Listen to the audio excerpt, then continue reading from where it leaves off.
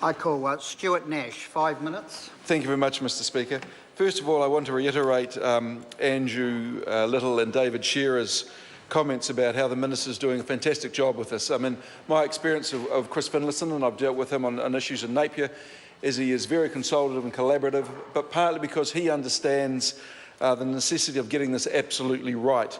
Matiria Ture is right when she says that we've got to ensure that the rights of Kiwis are not infringed, but the put she didn't put in, which is why I think Labour's supporting this, is we also need to protect the right of New Zealanders to live in a safe society, to live in a community that, with the expectations and the beliefs and the quality of life that we've come to expect in 21st century New Zealand. And I think we'd be naive, Mr Speaker, to believe that just because we live at the end of the world, surrounded by this massive big moat called the Pacific Ocean, that we are immune to any sort of terrorist attacks. And one of the things, Mr Speaker, that I'm very, very conscious of is that I actually don't sit on the Intelligence Select Committee. And unless you do, then it's very difficult to know the threats to our country that are brought before that Select Committee. In fact, very few MPs do. But the fact that these MPs are the ones that are supporting this bill, the fact that these MPs actually understand the threats that our country could be under, means that we need this sort of legislation that should have actually been done a long time ago. In fact, my colleague David Shearer has been calling for this review for a long time. And it wasn't until it was handed over, responsibility was handed over to Mr Finlayson, that a review undertaken by Sir Michael Cullen and Dame Patsy Reedy was undertaken. I think everyone in this House acknowledges, well, the vast majority of members in this House acknowledge that it was an exceptionally thorough and highly respected review that covered all the topics that they were asked to do. And this legislation is what has come out of this. But let's be clear about it, Mr Speaker. This is a very important piece of legislation with far-reaching consequences that we know New Zealanders will be watching closely.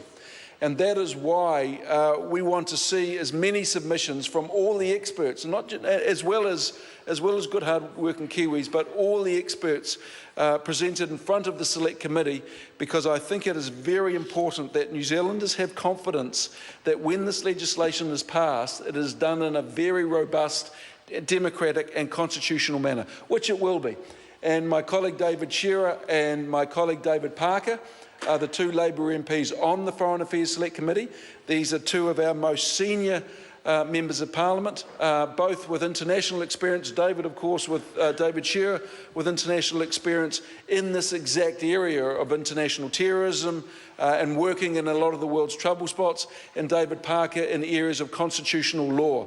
I do not think that Labour could have put up two more experienced and competent MPs in this area to actually drive this forward. It's not my area of expertise at all, Mr Bishop. I know it's your expertise because you're an expert on everything, but in this case, I have absolute confidence.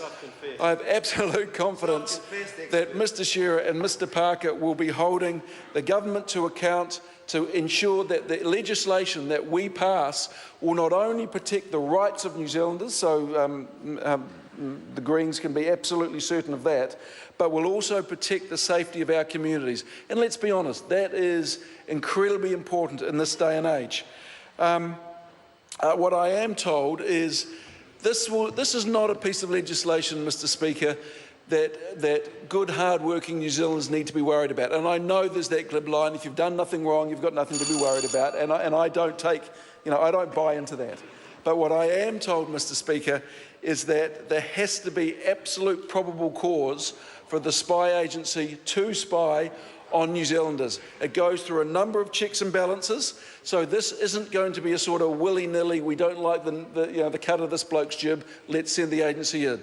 There will be probable cause, there will be a number of checks and balances, and I think New Zealanders can be absolutely certain that this agency is going to act with the level of integrity that we will expect. So just to sum up, Mr Speaker, Labor is absolutely supporting this piece of legislation to Select Committee. We are very keen to hear what the experts have to say, and we are very sure that the legislation that will return to the House after the Select Committee will meet all members. I congratulate the Minister on his level of consultation, and I look forward to seeing this come back to the House after Select Committee. Thank you very much. I call